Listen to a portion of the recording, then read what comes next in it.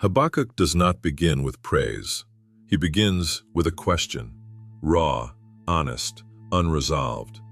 He cries out into silence, and heaven does not rebuke him. God allows the question, because real faith is not afraid of wrestling. Habakkuk does not speak for the people as a distant observer. He speaks from the pain of the people, from streets filled with injustice and hearts filled with confusion. He dares to bring that pain directly before God. When justice collapses, faith is tested. When law is paralyzed and truth is twisted, silence becomes complicity. Habakkuk names the corruption openly, because faith does not pretend evil isn't real. God answers, but not the way Habakkuk expects. He reveals that he is already at work. Judgment is coming, but from a source no one would imagine. Sometimes God's sovereignty unsettles before it comforts. God reveals something deeply unsettling. He can raise even a wicked nation to accomplish his larger purposes.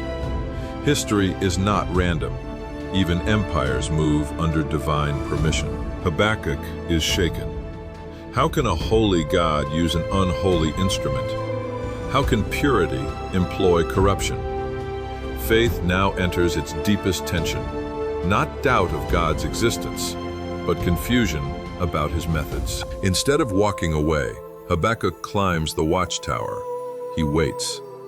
Faith does not flee when answers delay.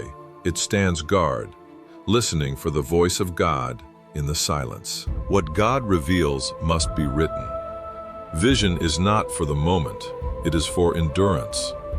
Clarity today strengthens faith tomorrow. Revelation recorded becomes hope preserved.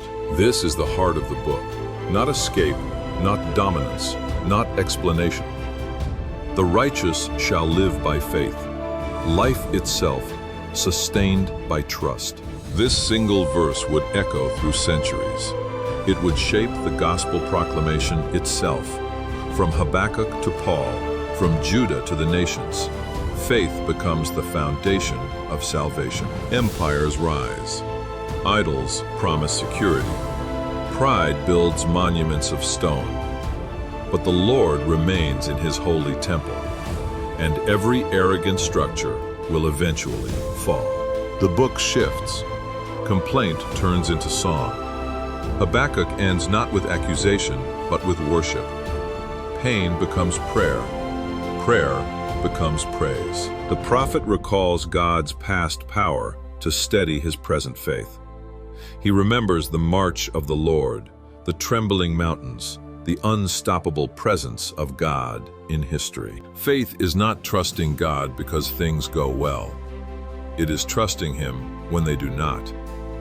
When the fields fail, when provision disappears, when evidence contradicts hope, faith still rejoices. Habakkuk teaches us this.